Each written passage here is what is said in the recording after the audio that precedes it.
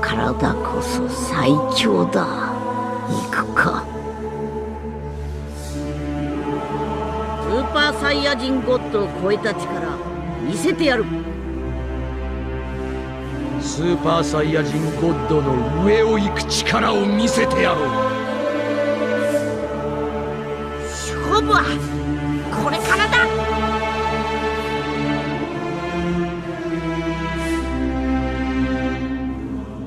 Et salut les samouraïs, c'est Ansei et j'espère que vous allez bien. On se retrouve aujourd'hui pour un nouveau format de vidéo, une vidéo qui fera directement suite à ma review du chapitre 43 de Dragon Ball Super. Alors l'idée dans cette vidéo, dans ce nouveau format, cet essai pour le moment, c'est bien de réagir à vos avis, au débat qu'il y a pu avoir dans l'espace commentaire suite à ma précédente review. Parce que ce qui me motive finalement à faire des reviews, qui m'a toujours motivé dans un premier temps, c'est de créer un débat et forcément de lire vos avis, vos réactions, de voir un petit peu ce que vous en pensez, et du coup je trouve ça ultra intéressant. Et je me dis que ça serait pas mal de mettre justement vos analyses, vos avis en avant, parce que déjà vous faites l'effort de participer, et surtout parce que très souvent je vois de très très bonnes idées auxquelles je n'ai pas moi-même pensé, et je trouve ça sympa justement de les mettre en avant, et puis que vous ayez mes réactions justement, et ce que j'en pense, et ce qu'on peut justement regarder tout autour de ces différents avis et réactions.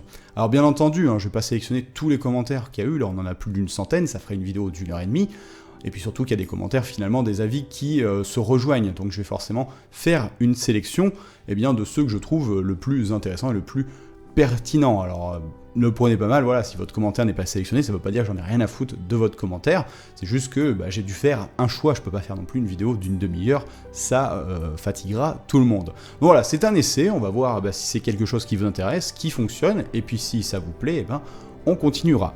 Donc on ouvre le bal avec Monsieur The Doctor, ou Madame peut-être, j'en sais rien en fait, je dis Monsieur à cause de l'image de profil, enfin bref, The Doctor qui nous dit « Moro et Mérus sont-ils des références aux alcools? Si ce n'est pas le cas, alors ce n'est probablement pas des dieux, sauf si ce n'est pas leur vrai nom, pour ne pas que les lecteurs ne devinent directement. Mais d'un autre côté, c'est vrai qu'on a un type qui ressemble à un ange et un animal qui peut faire office de dieu de la destruction, ou Akaishin, comme les autres. La théorie de l'ange qui veut ramener Boubou et son ancien dieu de la destruction pour qu'il retrouve ses pouvoirs a l'air crédible, mais dans quel but? Pour se faire dégommer par Zenzen encore? Wait and see. Alors, là, plein de choses ultra intéressantes, donc j'ai pris ce commentaire-là parce que vous avez été quand même plein, finalement, à émettre plein d'avis autour de mon hypothèse que Mélus est peut-être un ange. Et du coup, celui-là regroupait un petit peu, ce commentaire-là regroupait un petit peu justement tout ce que j'ai pu voir en un seul com, donc c'était plutôt bien. Donc déjà, première chose, moi c'est vrai que du coup je me suis concentré sur Mélus, sur le fait que il est bizarre ce personnage, il y a quelque chose de louche avec lui, on voit Vegeta, il le surveille, l'intrigue nous fait comprendre, regardez ce perso, il est pas normal, physiquement il me fait penser à un ange. Alors, il y en a beaucoup d'entre vous, justement, qui sont venus dire « Ouais, mais attention, parce que Mélus, c'est pas la traduction, c'est pas un alcool, en fait. » Alors, moi, je connais pas ce mot en japonais, il faudrait que je demande à ma prof. J'ai essayé avec Google Trad, mais c'est de la merde, souvent, les traductions par Google Trad du japonais, surtout les noms propres comme ça, donc ça donne rien de compréhensible.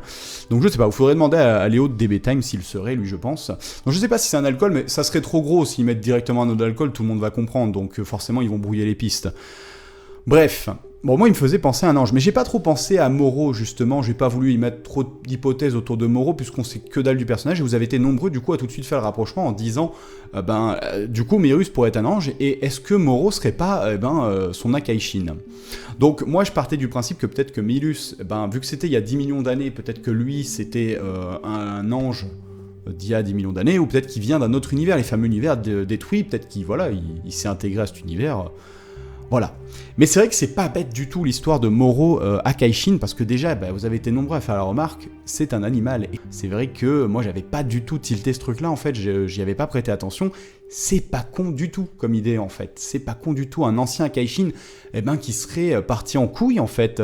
On voit que les Akaishin sont vraiment contrôlés par leurs anges. On le voit bien avec Champa et Bilus, vous savez, bon ça on l'a plus vu dans les chapitres, mais il y avait un chapitre qui m'avait marqué, ils l'ont pas fait en animé, ça m'a vraiment fait chier, où tu voyais Bilus et Champa se battre il y a très longtemps, et ils se battent à une échelle cosmique, comme dirait le chef, où ils pètent des planètes, les mecs ils se battent de planète en planète, tout pète, ils pourraient détruire l'univers, et du coup ils sont stoppés par Vados et Whis en un coup, voilà, bon allez, ça suffit les conneries, tout le monde au dodo.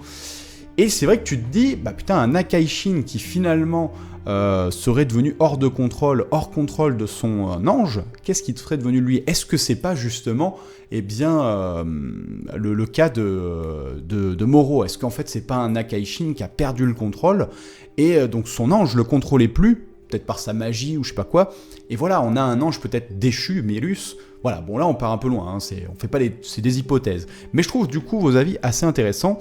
C'est vrai qu'après les noms sont peut-être là pour brouiller les pistes. Après, quels sont les buts et tout ça, c'est vrai que pour le moment on peut pas savoir. Par contre, ce que j'aime beaucoup, c'est que vous avez été aussi nombreux à dire, comme là il y a marqué dans ce commentaire, c'est le fait que est-ce que c'est pas justement Milus qui aurait libéré Moro? Parce que l'évasion de Moro est pour le moment très mystérieuse. On nous dit qu'il aurait récupéré ses pouvoirs. Pour le moment, on n'en sait rien. C'est une hypothèse aussi, finalement, des personnages du récit. On nous le montre pas, on nous le prouve pas qu'il a récupéré ses pouvoirs. Juste que Goku a l'air choqué. On ne sait pas trop pourquoi, est-ce qu'il est puissant ou quoi, mais ça ne veut pas forcément dire qu'il a récupéré vraiment les pouvoirs qu'il avait lorsqu'il a affronté le Daikaioshin. Donc voilà, comment il a fait pour finalement s'échapper de sa prison? Est-ce qu'il n'a pas reçu de l'aide? Je trouve que c'est des idées très intéressantes que vous émettez ici, et peut-être Milus complice, mais alors du coup, quel est son but est-ce que son but est finalement pas de lui ramener Boo en fait, parce qu'on croyait qu'ils allaient extraire, il dit on veut extraire le pouvoir de Boo de l'Akaishin, mais est-ce que justement, en fait, il veut pas ramener Boo, eh bien, à Moro, donc peut-être son ancien Akaishin ou que sais-je, son complice, pour qu'il récupère ses pouvoirs? Ça, j'y avais pas du tout pensé, c'est une très bonne idée en vrai. Alors voilà un commentaire très intéressant, une très bonne idée qui vraiment au moins change de tout ce qu'on peut voir, parce que là on est tous un peu partis dans la même direction avec peut-être Milus un ange, peut-être Moro son Akaishin, ce genre de choses. Et c'est bien d'avoir des trucs qui sont vraiment différents. Ade, lui, il dit le Tokito Baishi. Milus pourrait être l'équivalent de Hit version univers 7. Rappelons que les univers 6 et 7 sont jumeaux. Cela pour expliquer pourquoi il se déplace si vite. Il arrête le temps, le gars. En tout cas, c'est certain, il cache quelque chose, le bougre. Punaise, cette idée, Ade, elle est tellement goldée. Au moins, déjà, elle se démarque du reste. Et c'est vrai que normalement, dans la logique de ce qui nous avait été expliqué avec univers 6-7, c'est des univers jumelés. Et Milus, jumeau de Hit, donc un mec qui utilise le Tokito Baishi, c'est vraiment une très bonne idée. D'autant que, rappelez-vous, comment on découvrait le Tokito Baishi à l'époque? Qui en fait perçait le mystère de la technique de Hit? C'était Jaco. C'était Jaco avec ses yeux qui, lui, avait capté le mec qui utilise le Tokito Baishi. Et il dit même, il me semble, qu'il connaît des gens qui utilisent cette technique. Et moi, ça m'était sorti complètement de la tête, et c'est quand AD justement avec cette hypothèse, putain, je me dis mais attends, mais en vrai, ça m'a fait tilt, je me suis dit, j'ai été voir qui c'est qui avait trouvé le Tokito Baishi. Il me semblait bien que c'était Jaco et justement leur chef là, le poulpe là, je retiens pas le nom. Mais du coup, c'est une très très bonne idée. Alors après, dans l'histoire, qu'est-ce que ça apporte, tout ça, on sait pas, mais en tout cas, je trouve l'idée vraiment vraiment pas bête du tout. Un personnage de l'univers 6 qui utilise le Tokito Baishi, donc peut-être l'équivalent de Hit, notre Hit de l'univers 6. De l'univers 7. Très très bonne idée en tout cas. Alors voilà encore une réaction. Vous étiez 2-3 à avoir mis ce commentaire, comme Brixan qui nous dit « Imaginons que Goku et Vegeta utilisent la même technique que le Daikaioshin, et ils vont perdre leur pouvoir divin. Ça justifierait le fait que la fin de Z, ils sont très forts, mais n'ont plus leur pouvoir divin à voir. » Alors là, petite quand même réaction, c'est pour ça que j'ai pris ton commentaire Brixan, parce que peut-être t'es le seul à avoir mis ça, c'est le fait, donc l'idée que Goku et Vegeta perdent le ki divin, ça vous avez été nombreux à le dire. Par contre, toi tu as dit le fait que la fin de Z, ils sont très forts, mais n'ont plus leur pouvoir divin. Alors j'ai vu que ça posait des problèmes de temps en temps aux gens, que pour eux, la fin de Z, telle qu'on la connaît avec le tournoi de Hoob, vous savez, telle que l'histoire doit se terminer, n'est plus cohérente parce que Goku ne semble pas avoir son pouvoir divin. En fait, ça pose aucun problème, en fait, parce que vu qu'il affronte Hoob en forme normale, à aucun moment il évoque sa puissance, son pouvoir. Goku pourrait très bien avoir les pouvoirs divins ici, ça ne pose aucun problème de cohérence, en fait, vraiment aucun. À aucun moment il n'est stipulé quel degré de puissance il a. etc. et tout, on sait qu'il y a des années qui sont passées, donc il peut très bien avoir le ki divin, ça ne pose pas de problème, en fait, à la fin de Z. Ça, faut bien le noter, c'est pas une incohérence. Par contre, il y a d'autres choses sur lesquelles on peut discuter, je vais pas en rentrer dans les détails ici, je les avais déjà évoqués, qui sont pour moi les grosses incohérences de Super, c'est les dates. Les dates, les âges et tout, c'est un bordel sans nom, que ce soit avec la naissance de Pan, de Bra et tout, ça coïncide pas vraiment avec la fin de Z. Pour moi, Pan et tout sont arrivés bien trop tôt. Alors il y en a qui vous sortent des dates de je sais pas où. Quand on regarde les trucs officiels, que ce soit dans les books et tout, pour moi ça coïncide pas. Alors maintenant ils essayent d'arranger, mais par rapport à ce qu'il y avait à l'époque, les dates elles coïncident plus. Donc question cohérence.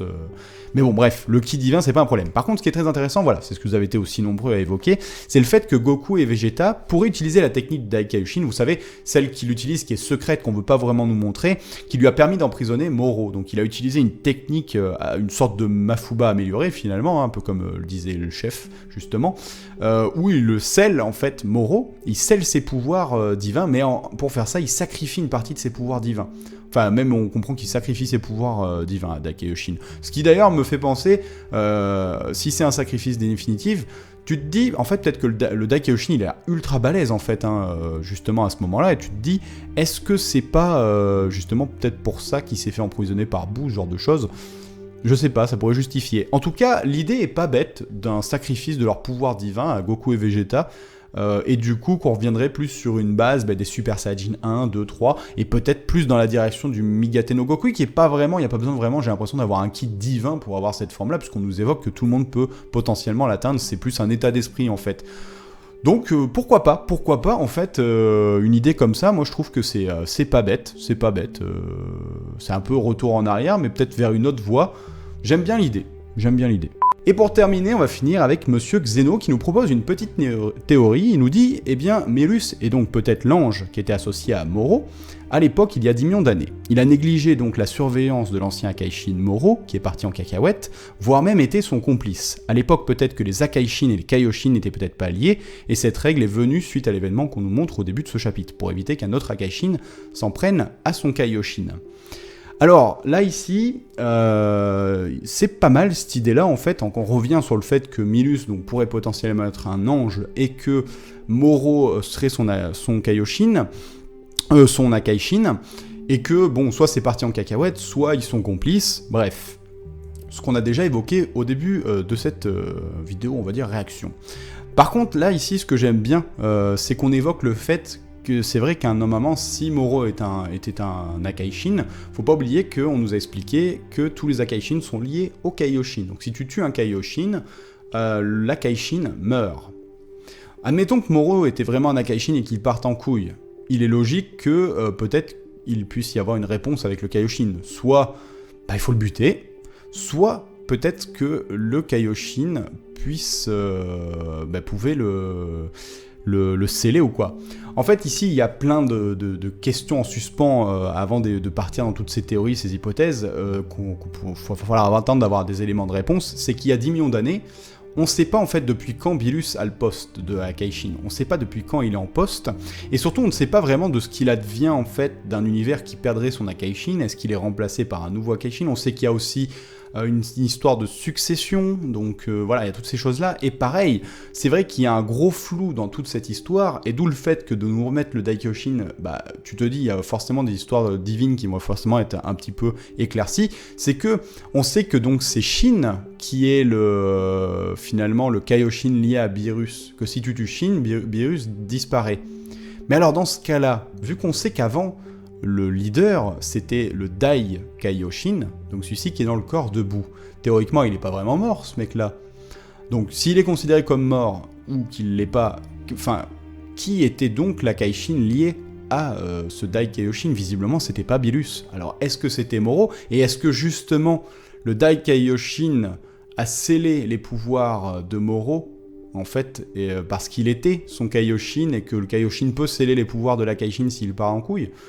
Voilà, c'est vraiment on brode, hein. C'est vraiment dans le flou, c'est du vent pour l'instant, mais c'est des idées qui sont plutôt assez intéressantes et qui permettraient d'étoffer l'univers, de découvrir un petit peu. Est-ce que, peut-être que les choses sont faites. Mais après, ce qui est ultra étonnant, et là il y en a qui l'ont dit, c'est dans ce cas-là, si c'est vraiment le cas, si Moro était